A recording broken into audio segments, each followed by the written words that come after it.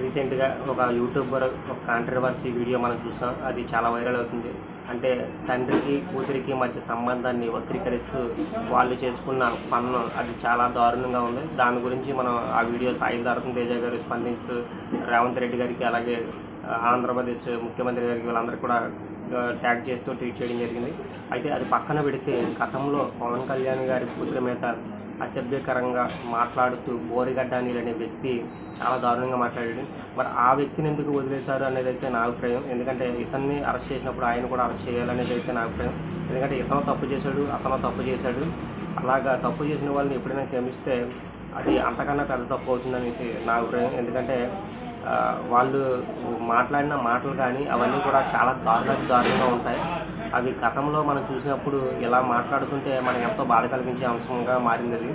అయితే ఇప్పుడు వాళ్ళు తప్పు చేసి పారిపోయారు, వాళ్ళను కూడా అరెస్ట్ చేయాలనేది అయితే నా డిమాండ్.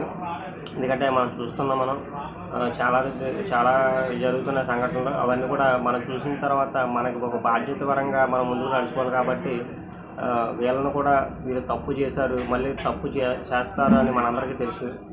ఇప్పుడు పార్టీ అధికారంలో ఉంటే మాట్లాడడం, పార్టీ అధికారంలో లేకపోతే మాట్లాడడం కాదు. కానీ వాళ్ళు తప్పు చేసి పారిపోయారు. అలాగే శ్రీరెడ్డి కూడా, ఆమె కూడా ఒక అమ్మాయిగా మాట్లాడట్లేదు. ఒక ఎవరిని పడితే వాళ్ళని ఏది పడితే అది మాట్లాడి వక్రీకరించి మాట్లాడటం, వాళ్ళని ఎగతాళి చేసి మాట్లాడటం, బూతులు మాట్లాడటం, ఇవన్నీ సభ్య సమాజానికి ఇది ఒక దారుణమైన మెసేజ్ అని చెప్పాలి. ఎందుకంటే ఇవన్నీ చూస్తున్నాం మనం. ఇవన్నీ కూడా చాలా దారుణంగా ఉంది కాబట్టి ప్రజలు స్పందించారు. ప్రజలు స్పందించి అరెస్ట్ చేయాలని డిమాండ్ చేశారు. అలాగా ఇప్పుడు బోరిగడ్డ అనేది కూడా పారిపోయాడు, ఆ వ్యక్తిని కూడా అరెస్ట్ చేయాలని అయితే డిమాండ్.